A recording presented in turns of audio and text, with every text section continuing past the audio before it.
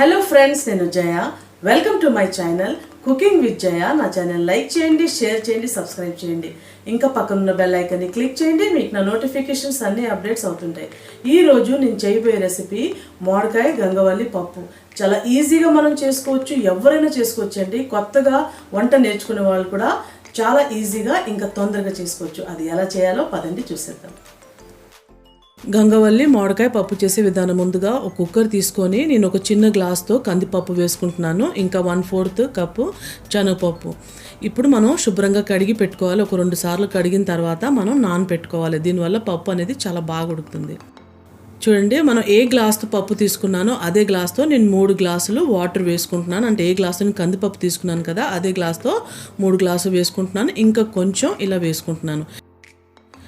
ఇప్పుడు మనం ఈ పప్పుని 10 నుంచి 15 నిమిషాల దాకా నానపెట్టుకోవాలి. ఈ పప్పు కావాల్సింది గంగవల్లి కూర కాబట్టి అది శుభ్రంగా నేను కడిగి తీసుకున్నాను. ఒక 20 రూపాయల దాకా ఉంటుంది. అంటే ఒక పెద్ద కట్ట ఉంటుంది. దానికోసం కావాల్సింది ఒక 4-5 పచ్చిమిర్చి, ఒక మామిడికాయ, ఇంకో 2 ఉల్లిపాయలు.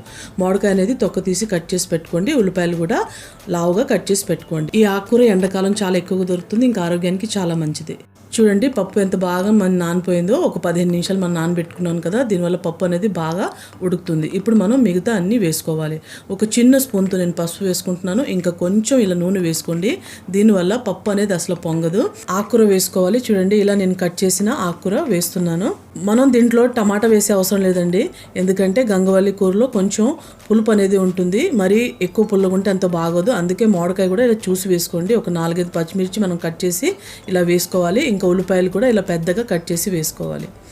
ఇప్పుడు మనం కారం వేసుకోవాలి. కారం కొంచెం ఎక్కువ పడుతుంది. నేను ఒక స్పూన్నర కారం వేస్తున్నాను. కొంచెం మీరు ఎక్కువ తక్కువ మీ టేస్ట్ తగ్గట్టు మీరు వేసుకోవచ్చు. మామిడికాయ మనం డైరెక్ట్గా పప్పులో వేసుకోవద్దు. పప్పు అనేది అసలు ఉడకదు. ఇది మనం వేరే ఉడికించుకుందాం. ఇప్పుడు మనం మూత పెట్టుకొని ఒక 4-5 విజిల్ వచ్చేదాకా పప్పుని మెత్తగా ఉడికించుకోవాలి. వేరే గిన్నెలో ఇప్పుడు మనం మామిడికాయ ముక్కలు వేసుకోవాలి. ఇలా తొక్క తీసి సన్నగా కట్ చేసి వేసుకోవాలి. ఒక చిన్న గ్లాస్తో వాటర్ వేసుకొని ఇప్పుడు మనం మామిడికాయ ముక్కల్ని ఉడికించుకుందాం మెత్తగా.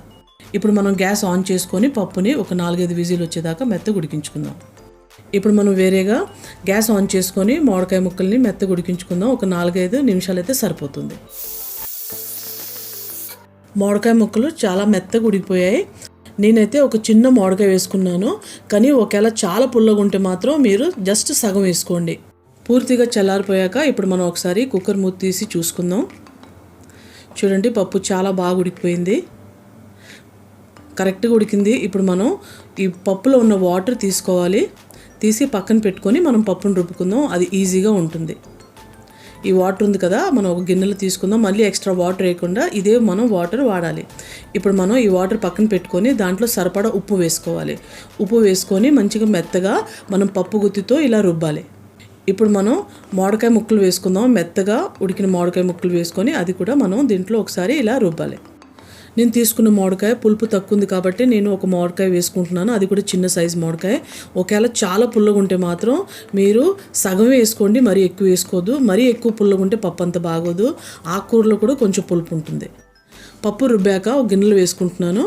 ఇప్పుడు మనం తాలింపు పెట్టుకుందాం. ఇప్పుడు మనం ఒక ప్యాన్ పెట్టుకుందాం. ఒక 2 టేబుల్ స్పూన్ నేను నూనె వేసుకుంటున్నాను. నూనె కొంచెం వేడైపోయాక ఫ్లేమ్ సిమ్లో పెట్టండి. ఒక చిన్న స్పూన్తో ఆవాలు వేసుకుంటున్నాను. ఆవాలు కొంచెం చిటిపట్లాడాక ఒక చిన్న స్పూన్తో జీలకర్ర వేసుకోవాలి. ఇప్పుడు మనం క్రష్ చేసుకున్న వెల్లుల్లి వేసుకోవాలి. ఒక 4-5 వెల్లుల్లి ఇలా క్రష్ చేసి వేసుకుంటున్నాను. కొంచెం కరివేపాకు వేసుకోండి, ఒక 2 రెమ్మలు. ఇంకా ఒక 4-5 ఎండుమిర్చి ఇలా కట్ చేసి వేసుకోండి. తాలింపు అనేది చాలా మంచి పెట్టుకోవాలండి. దానివల్లనే ఒక మంచి టేస్ట్ వస్తుంది. ఇలా ఎక్కువ తాలింపు వేసుకున్నాం అనుకోండి, మన గంగవల్లి పప్పు చాలా టేస్టీగా ఉంటుంది. ఇప్పుడు మనం వేడి తాలింపుని ఈ పప్పులో వేసుకుందాం. ఎంతో టేస్టీగా మన గంగవల్లి మామిడికాయ పప్పు రెడీ అయిపోయింది. ఒకవేళ మీ దగ్గర కొత్తిమీర ఉంటే కొంచెం కొత్తిమీరతో గార్నిష్ చేసుకోండి. ఒక మంచి టేస్టీ మన పప్పు రెడీ అయిపోయింది. ఇప్పుడు నేను మీకు వేడి అన్నంలో సర్వ్ చేసి చూపిస్తాను. ఎంతో టేస్టీగా మన మామిడికాయ గంగవల్లి పప్పు రెడీ అయిపోయింది. చాలా బాగుంటుంది. ఒకసారి మీరు తప్పకుండా ట్రై చేయండి, మీకు చాలా నచ్చుతుంది. ఎండాకాలంలో చాలా దొరుకుతుంది కాబట్టి వారానికి ఒకసారి మనం ఈజీగా చేసుకోవచ్చు.